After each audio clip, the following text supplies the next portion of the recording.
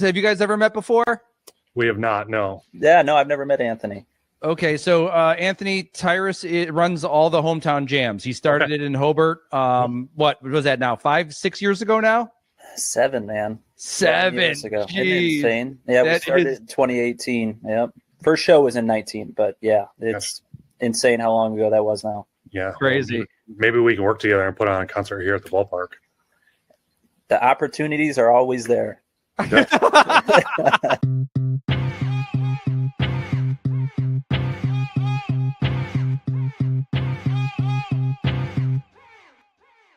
Hello and welcome to this episode of Spotlight 219, presented by your favorite newspaper, The Times, and Local 219, a show dedicated to highlight trending topics and really cool things happening around the region weekly. On today's episode, we are joined with Tyrus Joseforsky to chat about all of the hometown jams concerts this summer, and Gary RailCats GM Anthony Giammanco to talk about the 2025 RailCats. So without further ado, let's get started. My first guest is someone I've known now for almost 20 years. To watch the initial hometown jams happen in Hobart, to see what it's become today is really inspiring, to say the least. Tyrus? Alan, it's good What's to see up? How are you doing? It's like a homecoming. It is. I remember 7 years ago, we were in my office across the street, and you were starting to talk about even going down this path. And to see where it is today is just really a testament to your tenacity and your will, and just proud of you, man, to see how it's kind of grown. Thank you. I mean, it's really a testament to the team. I just have an idea. They make it happen, you know. So, I mean, it's our team's incredible. Our partners, our venues, everyone's incredible. They are what makes it happen. You know, we kind of set it in motion and let it run, and it's definitely run. That's for sure. Well, it's awesome to see. I know even being able to chance to see behind the scenes at a few of these shows, it's really cool to see that team. It's a finely tuned machine. It's an orchestra to watch it happen. So really cool, and testament to the work you guys are doing is awesome. I appreciate that, man. We're super proud of it. We're excited for this summer.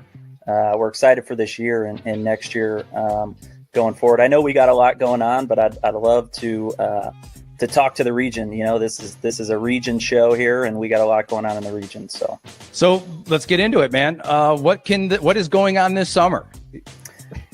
A lot, all across, Valparaiso. We got shows in Hobart. We got shows in Crown Point. First year, we're coming to the Lake County Fairgrounds. So I don't think they've had a large scale concert there in quite a few years, if I'm not mistaken. I want to say 15 to 20 years. So being able to bring something special to the people of Lake County in that venue, I think it's going to be really neat. It's going to be really cool. Yeah, that's going to be an awesome one. I know Porter County Fair's kind of been bringing in acts for a long time now, and to see Lake County kind of embrace that is really awesome.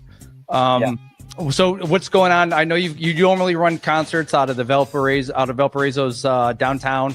I know that you got a lot going at Bulldog Park. Any events that you're really looking forward to? Hobart Art Theater too. Any kind of events you're really looking forward to specifically this year? Every one of them. No. Every one of them. No, we got a really diverse lineup this year of new up and coming artists to established artists to the big fair show. Our first one next week with Ian Munsick. His show is incredible. Talk about a Western artist who has just embraced the 21st century. It's pretty incredible. Just seeing his show, and I think people are going to be really entertained to kick off the summer. And then going into Gavin Adcock, which is almost sold out. It's just his show is quite insane. It's a crazy show. We're super excited about it. I know the fans are excited about it. So those two to kick off the year in the region in the summer, in Valpo and in Crown Point. Super pumped about that.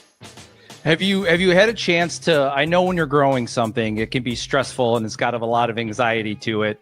Have you had a chance to kind of look back and be proud of the things you've accomplished yet? And if so, what are one of those moments?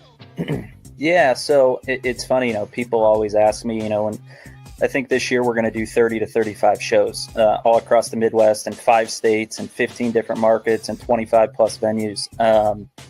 And that's a team of, myself plus my right hand and left hand man, Tyler and Brian Pekowski. It's a lot. It's a lot for sure. Obviously we have an amazing on the site team who comes and helps us actually execute the events.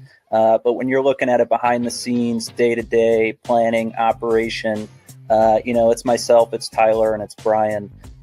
So for a 3-man crew, it's a lot. And people always ask, do you ever feel like quitting? I say every day.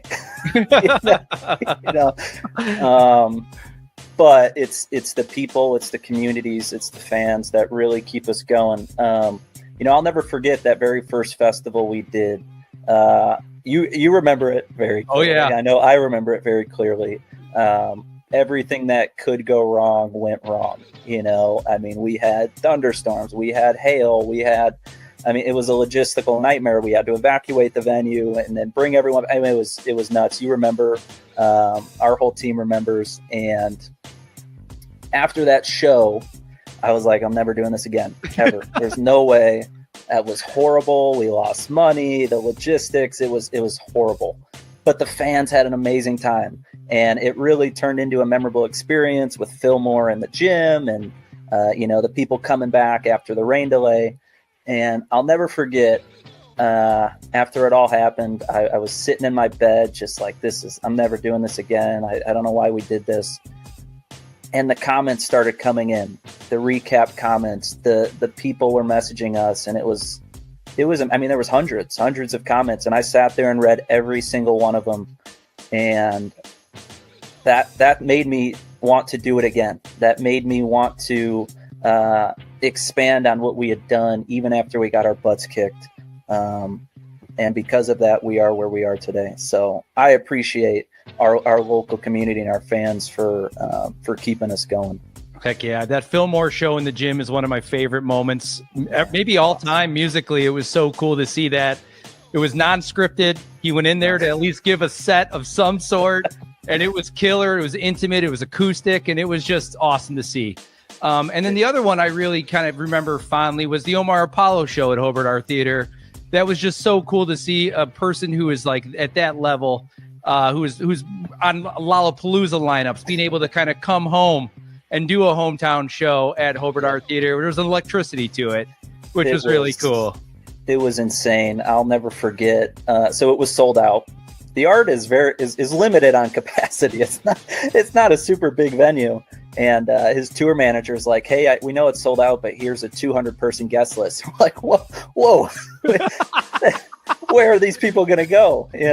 And we had to work with them to cut that guest list down. But man, that show was awesome. I think one thing I'd like to add too, before you bounce and go back to your Florida day over there, is that people don't realize that you're also a pilot.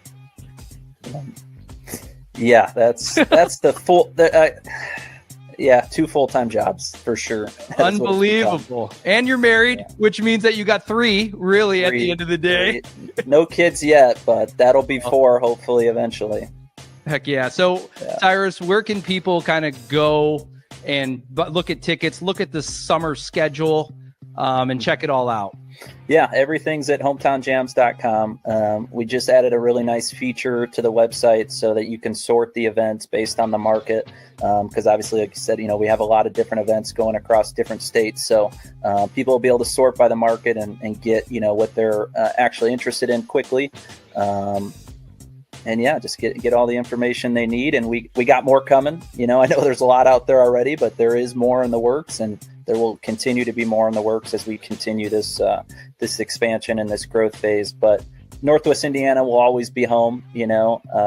Yes, we have other stuff going on now, but Northwest Indiana will always be our main and number one market. It will always be a prime focus of ours, and we want to continue to give back to the community that created us and embraced us. And kind of a little cool tidbit before I go is over 50% of our attendees are repeat customers, and over 95% of our attendees in the most recent survey we did said that they would come back to one of our shows, and that's just a testament to the team, to the product, and to the fans for embracing what they have created. It's ultimately we kind of laid out the vision and the foundation, but the fans have really embraced this as their own. So we appreciate them, and we always will. So. Well, you're the man, Tyrus. Again, proud of you. Awesome to see how the growth, and enjoy that Florida weather while you have it. I was going to say, hopefully we'll be back in Northwest Indiana here soon as this house sells. So, all right. Awesome, Tyrus. Thanks for joining. All right. Thanks, Alan. See ya. So my next guest is someone I've been trying to get on for a while now. It's always fun to chat baseball, anybody knowing my background. And so who better to kick off the 2025 RailCats season than General Manager of the RailCats, Anthony. Anthony? How's it going? Good. How are you doing? Not too bad. Not too bad. Team's on the road, so we're getting a little bit of rest around the ballpark. Yeah. So what does it look like when the team's on the road for you? What's that day like? It varies. We're actually setting up for high school graduation tonight. So we had a small stage put on the infield last night for a 6 p.m. graduation today. But a little bit more of a traditional 9 to 5 instead of a 9 to 10 p.m., 10:30 when we got games going on here at the ballpark. So just trying to catch up after having a long first week of games at home. 2 of them which were school days with about 3,000 little kiddos here at the ballpark. So. Well, you guys do such an amazing job reaching out to the community and getting them involved. I know my daughter's a part of the Junior Bulldog Cheer. Yep. And for multiple years, we've gone over there. And I think the one thing that always amazes me is the level of talent that is not only in your roster, but on the opposing team's roster too. Can you talk a little bit about that? Yeah. So, we're an MLB partner league, so we're not affiliated baseball, but the easiest comparison that I can give is that the American Association is the top partner league in terms of talent. It's very similar to a AAA level competition. There are guys all over the league that have spent time at the major league level, at the AAA level, and AA. We actually signed Cody Reed right before spring training started for us, and he's got MLB service time with the Tampa Bay Rays, and I believe with the Cincinnati Reds. So there's lots of talent. Baron Radcliffe was one of the top Phillies prospects, made his way through AA for several years. So there's talent all over the place in the league, and you see guys have their contracts transferred to major league organizations to go get that next opportunity to play affiliate ball and make their way back to the majors if possible. That's awesome. And I've seen it over years. I think we talked a little off camera that my buddy Eric Blakely played for the RailCats in the mid 2000s and see guys like Tanner Townsend, Jose Yepes. I mean, their contracts were acquired by major league teams, given this like platform to be able to kind of make that happen. So that's really awesome. And then we talked a little bit about the family, which I personally think is probably one of the best like kid destinations in Northwest Indiana on a consistent basis. What do you have going on, maybe promotional wise, or things that people can look forward to kind of moving forward? Yeah, I mean, that's what we pride ourselves on, right? Being an affordable family destination for the summer. You bring a family of 4 out to the ballpark and spend, $100 on everyone for the entirety of the night, which is just a great option to have. But we do so many things for kids, throughout the summer. But Saturdays, we always have pregame autographs so that kids, as they're coming in, they can go through the line and get autographs from 5 or 6 different guys. We run the bases after Saturday and Sunday home games, so there's a lot of different things. Sundays, we also do pregame catch. So if the kids want to come out, it's like right after we open gates for about 15, 20 minutes, we'll let the kids go out to the outfield, play catch with mom or dad or brother, sister, whatever it may be, right? Just another way to engage the kids and get them to enjoy a baseball game. And then we do tons of different theme nights and promotions. We got a homestand coming up again on Monday when the team arrives. Monday night is Memorial Day, so we got fireworks at the end of the night. But we're also we've been partnering with Indiana Beach on Memorial Day for, I don't know, 4 or 5 years now. So the guys are going to be wearing a specialty jersey. So fans will have an opportunity to bid on those jerseys, and proceeds will go to a nonprofit of Indiana Beach's choosing. So just trying to use our platform in various different ways.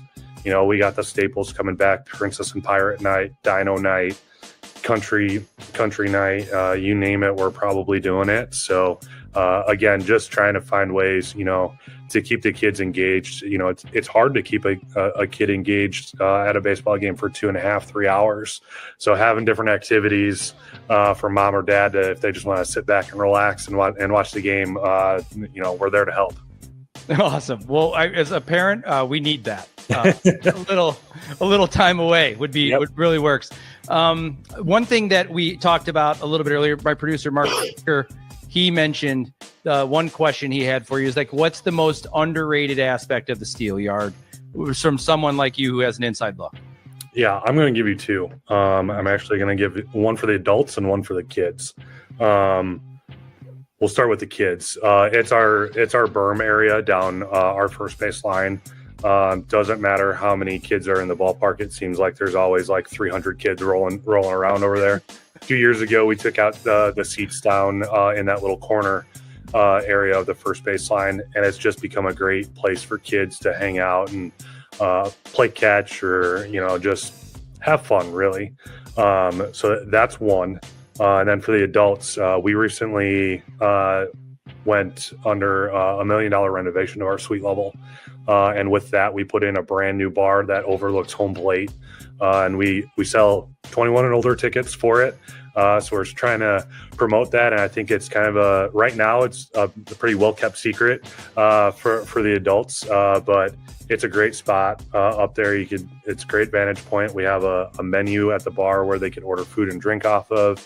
The city partnered with us on that, and it's just been a really, really cool spot to hang out and enjoy a baseball game.